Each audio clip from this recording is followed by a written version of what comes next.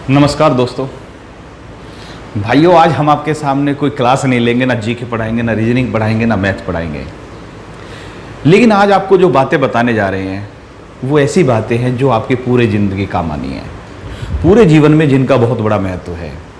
कुछ मोटिवेशनल बातें होंगी, कुछ काम की बातें होंगी, उन पर आपको अगर अमल करेंगे तो याद रखना कि पूरी ज़िंदगी का एक व्यवस्थित रूप मिल जाएगा।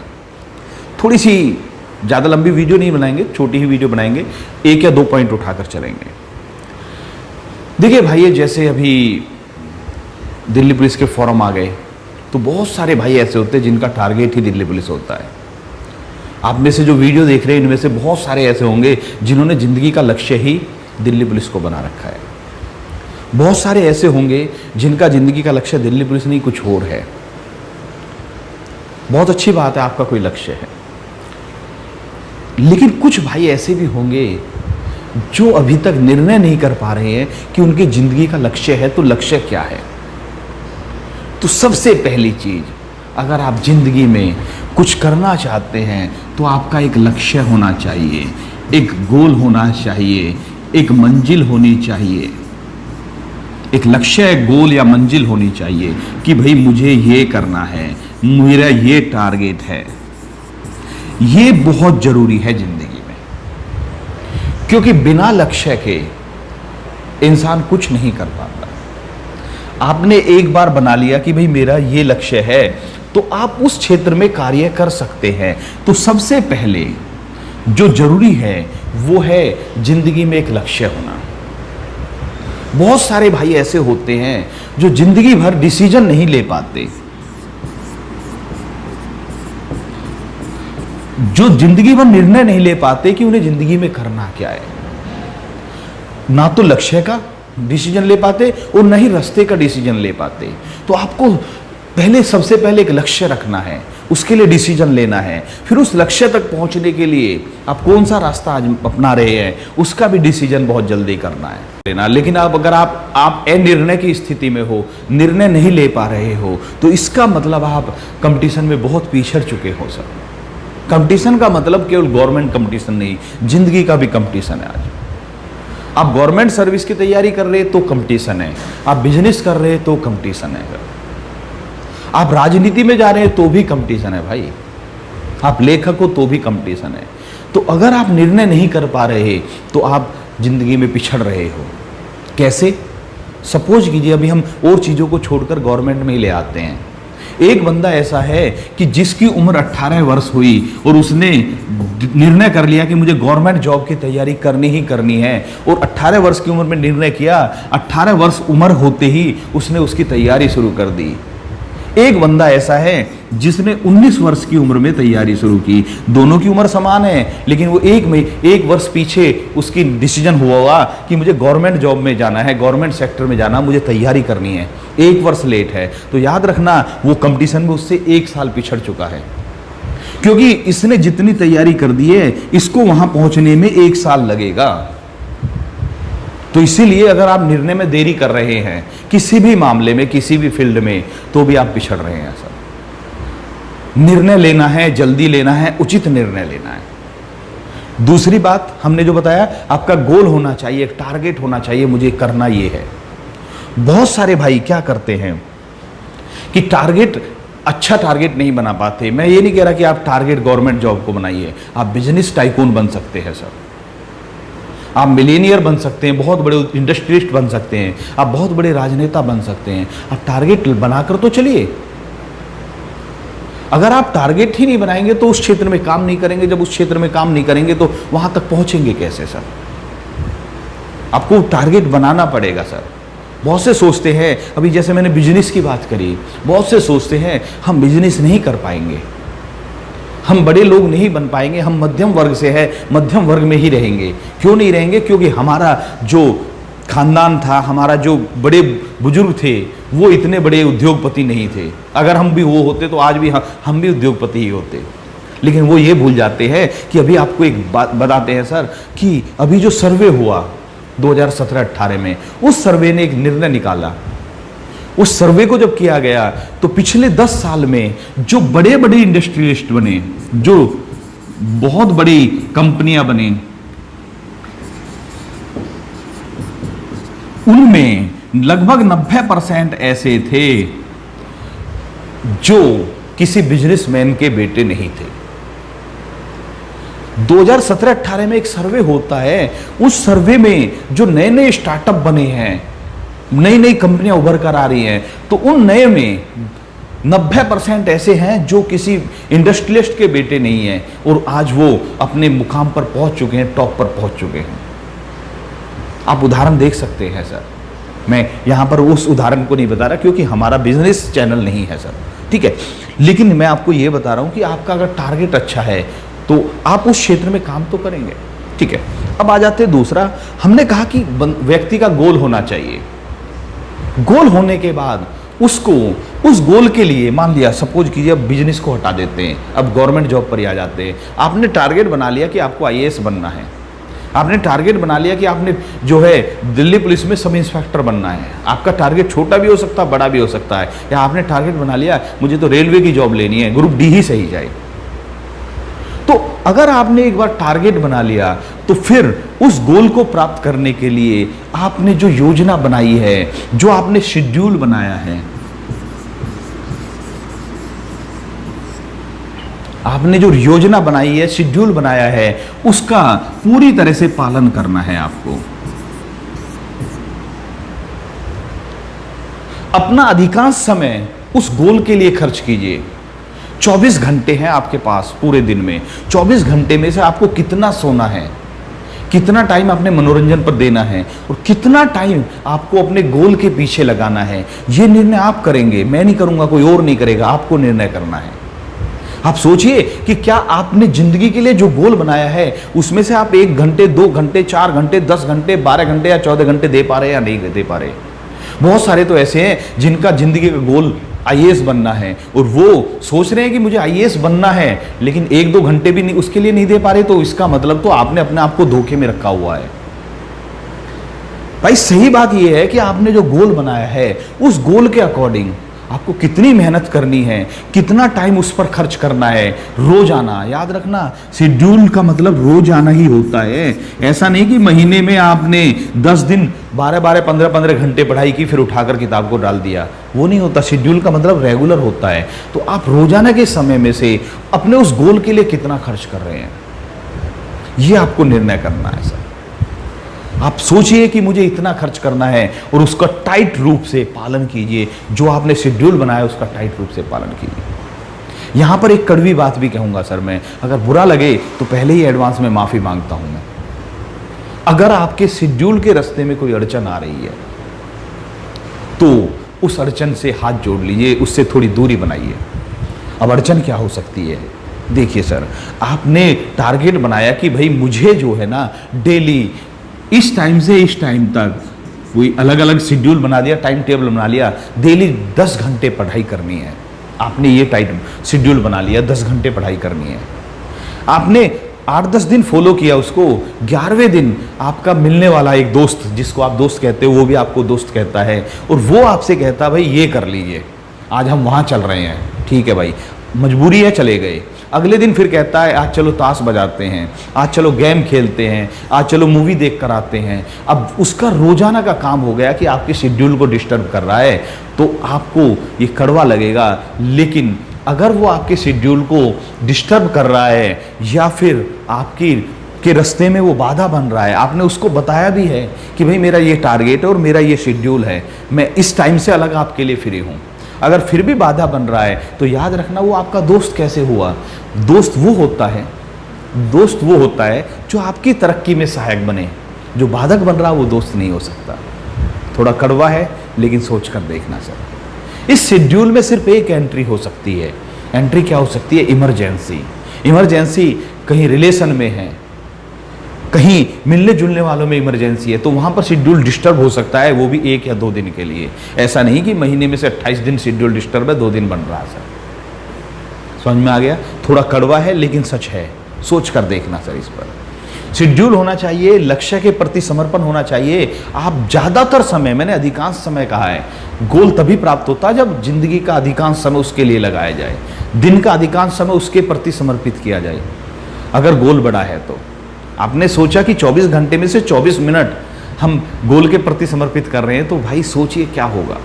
आप समझ सकते हैं सर, आप उसके प्रति ईमानदार नहीं है, तो गोल के प्रति ईमानदार होना पड़ेगा आपको। ये भी क्लियर हुआ। आगे बढ़ते हैं सर। एक बात और है सर कि जब आप ये शेड्यूल बना रहे हैं, अपना गोल बना रहे हैं, तो इस गोल में आपको ये याद रखना है कि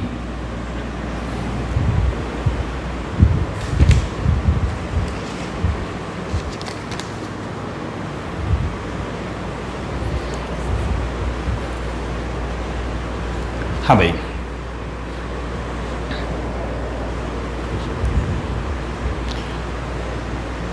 एक और बात भाई कि जब हम गोल बनाते हैं, हमारे सामने कोई एक टारगेट होता है, तो हमें सलाह की जरूरत पड़ती है।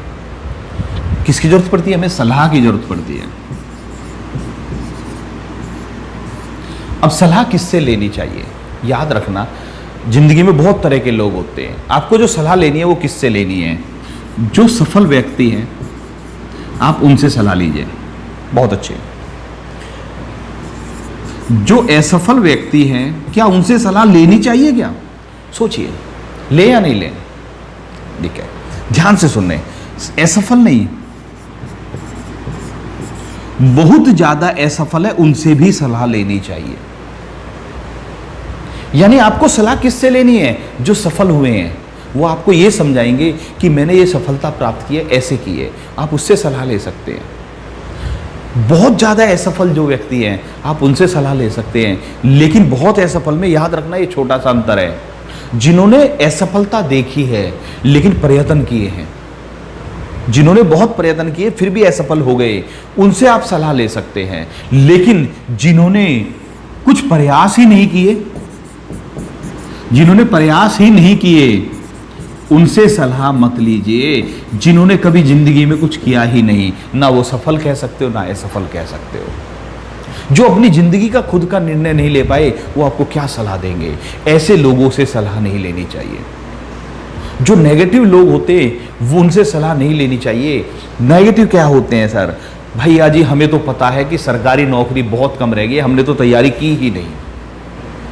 वो खुद नेगेटिव है, आपको भी नेगेटिव कर देंगे सर। ऐसे लोगों से दूरी बनाइए, ऐसे लोगों की सलाह पर अमल मत कीजिए। सलाह किससे लेनी है? जो बहुत ज़्यादा सफल हुए या बहुत ज़्यादा असफल हुए, जिन्होंने बहुत प्रयत्न किया है सर, उनसे सलाह लीजिए सर। एक बात और सर, इस सब के दौरान चाहे आप सलाह ले रहे हैं, चाहे आप टारगेट बना रहे हैं, चाहे आप शेड्यूल बना रहे हैं, इस सब के दौरान आपको करना क्या है सर? टाइम का सदुपयोग, समय का सदुपयोग।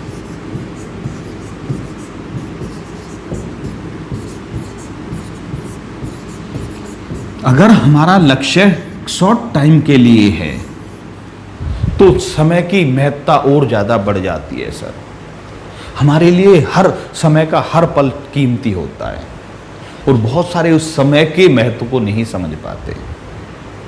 सर देखिए, आप एक ऐसे छात्र को देखिए, एक ऐसे छात्र को देखिए जिसका अभी 18 साल की उम्र पूरी हुई है 6 महीने पहले, और उसके पास नौकरियों की भरमार है। अगर वो एक दो में गलती भी कर देगा, तो अगर वो टाइम को शेड्यूल सही बना रखा, लक्ष्य बना रखा, तो इस बार नहीं अगली बार मिल जाएगा उसको नौकरी। लेकिन उसका महत्व समझिए, जिसका ये लास्ट चांस है। अगर इस बार नौकरी नहीं मिली तो उसके लिए बहुत दिक्कत हो जाएगी, तो उसको और ज़्यादा समय का सदुपयोग करना है सर। तो समय जितना कम टाइम होता है उतना ही महत्वपूर्ण हो जाता है सर। समय सदा महत्वपूर्ण होता है, लेकिन अगर आपको शॉर्ट टर्म में गोल प्राप्त करना है तो समय ज़्यादा महत्वपूर्ण है सर। अब ये सभी कहते हैं यार समय ज़्यादा महत्वपूर्ण है, लेकिन इसका मतलब क्या है? इसका मतलब ये है भाइयों कि आप समय को फालतू चीज़ों पर बर्बाद नहीं करेंगे। आप समय कहाँ पर यूज कर सकते हैं? अपने दिन का समय। अगर आप गवर्नमेंट सर्वेंट हैं, गवर्नमेंट जॉब के लिए सोच रहे हैं, टारगेट बना रखा है, तो आपको क्या करना है सर? आप देखिए, सोने में समय खर्च करेंगे। जरूरी है सोना सर, कम से कम 6 घंटे जरूर सोना चाहिए बंदे को, तभी आप पढ़ाई कर पाओगे। आपको खाना नहाना भी है सर, ठीक है, ये भी करना है सर। आपको खाना भी है, नहाना भी है। अगर आप इनमें से एक चीज़ को मिस करेंगे तो आप कैसे पढ़ पाएंगे सर?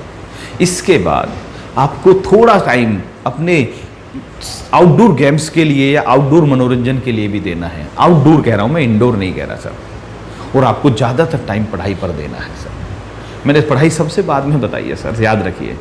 इसलिए बताई कि भाई बहुत सारे क्या है कि सिर्फ पढ़ाई के चक्कर में बहुत सारे सोने पर के टाइम को में कटौती कर देते हैं। अगर आप कम सो रहे हैं, बहुत सारे ऐसे हैं कि अभी उनको दिख रहा कि 4 महीने बाद टेस्ट है, तो अभी से सोना कम कर देंगे, 4 घंटे सोएंगे सर, भाई आपकी परफॉर्मेंस 0 हो जाएगी। याद रखना, कम से कम 6 घंटे की भरपूर नींद होनी चाहिए। 6 से 7 घंटे आपको सोना है, 6 घंटे से कम मत सोना, 7 घंटे से ज़्यादा मत सोना, ठीक है। सही उचित आहार लेना है, कोशिश करना पिज्ज़ा बर्गर वगैरह और जो शादी ब्याह की दावत होती है उनसे अवॉइड करना सर, तली भुनी चीज़ों को अवॉइड कीजिए। और सही आहार लेना है, सही टाइम पर स्नान करना है सर, ये बहुत ज़रूरी है स्टूडेंट्स के लिए। हर चीज़ आपको सिस्टमेटिक वे में करनी है, और पढ़ना भी है और आउटडोर गेम्स भी जाना है। आउटडोर अगर आप खेल भी नहीं रहे हैं तो घूमने जरूर जाइए शाम के समय, बहुत ज़रूरी है सर, ठीक है। लेकिन मैंने आउटडोर गेम्स कहा है, बकवास चीज़ कहाँ पर आ गई? बकवास चीज़ है इंडोर गेम्स। इंडोर गेम्स सभी नहीं सर, इंडोर गेम्स का मतलब आप वीडियो गेम खेल रहे हैं मोबाइल पर, ये बहुत ख़राब है।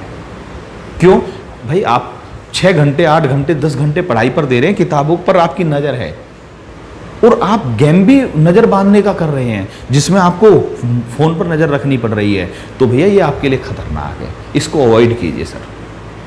एक बताता हूँ मैं सर, खुद पर ही बताता हूँ। अभी 4-5 साल पहले एक गेम हुआ करता था, कैंडी क्रश, शायद अभी भी होगा, मैंने भी इंस्टॉल किया हुआ था अपने फ़ोन पर। होता क्या है कि लत लग गई, पता ही नहीं चलता टाइम कितना लगा दिया उस पर। सोचता था कि भाई चलो ठीक है 5-7-10 मिनट खेल लिया, लेकिन कभी कभी 2-2 3-3 घंटे लगातार गेम खेल रहा हूँ। एक दिन होता क्या है कि मैं क्लास पढ़ा रहा था, अब क्लास में मैंने क्वेश्चन बोर्ड पर लिखे, और जैसे ही बच्चे के लिए बोल दिया कि भाई आप 5 क्वेश्चन कीजिए, बच्चे क्वेश्चन कर रहे हैं और मैं गेम में लग गया। हकीकत बता रहा हूँ सर, मैंने ये किया था, ठीक है। फिर दोबारा से 2 क्वेश्चन लिखे, गेम में लग गया। अब उस दिन पढ़ाने के बाद मतलब कई दिन हो गया ये शेड्यूल चलते हुए, अब जब मैं घर आता हूँ तो एक दिन सोचता हूँ यार मैं क्या कर रहा हूँ, क्या मैं 100% दे पा रहा हूँ स्टूडेंट्स को? उस दिन लगा यार मैं अपने गोल के प्रति, अपने टारगेट के प्रति भी ईमानदार नहीं रहा। अगर मैंने उस गेम में सपोज कीजिए, उस समय मेरी करीब लगभग 800 के करीब स्टेज चल रही थी उसमें, कैंडी क्रश में मैंने सोचा 800 स्टेज चल रही है, अगर मैं 8000 पर भी पहुंच गया तो मुझे ज़िंदगी में हासिल क्या होने वाला है? मैं 8000 पर रहूं या 800 पर रहूं या 8 पर रहूं, उससे कुछ मिलने वाला थोड़ी है मुझे, जिसके पीछे मैं इतना टाइम बर्बाद कर रहा हूं। दिमाग में एकदम से घंटी बजती है, अपने आप पर लगता है यार मैंने कितना टाइम इसके पीछे बर्बाद किया है और कितना कर रहा हूँ, मैं अपनी काम को ईमानदारी से नहीं कर पा रहा हूँ। उसी दिन ऐसा ख्याल आया, मैंने उस दिन के बाद गेम, अपने जो फ़ोन है उससे गेम को अनइंस्टॉल कर दिया। अगले 3-4 साल तक मेरे फ़ोन में कोई गेम नहीं था। अभी एक गेम है सिर्फ चेस वाला, कभी कभार उसको खेल सकते हैं।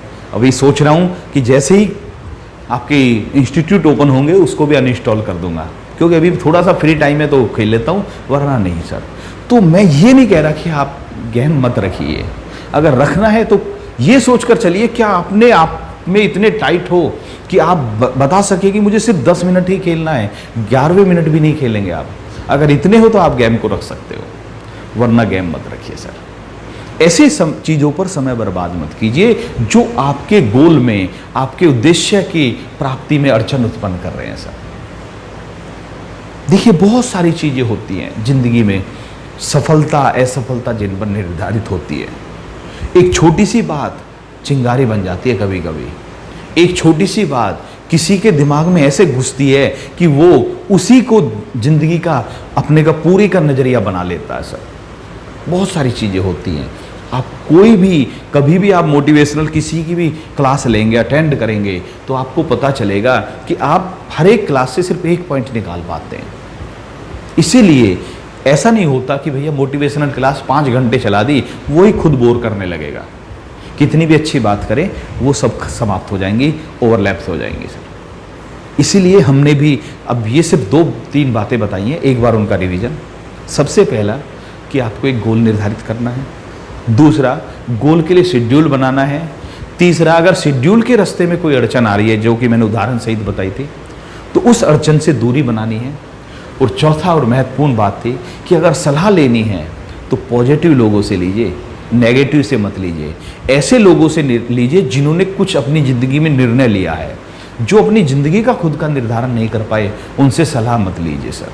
या तो सफल से लीजिए या पूरी तरह से असफल से लीजिए, लेकिन जिन्होंने कुछ किया ही नहीं, उनसे सलाह नहीं लेनी सर। ये चीज़ें ध्यान रखिए सर। आगे भी ऐसी ही वीडियो बनाते रहेंगे अगर आपको अच्छा लगेगा तो। आज की वीडियो में इतना ही। जय हिंद भाइयों।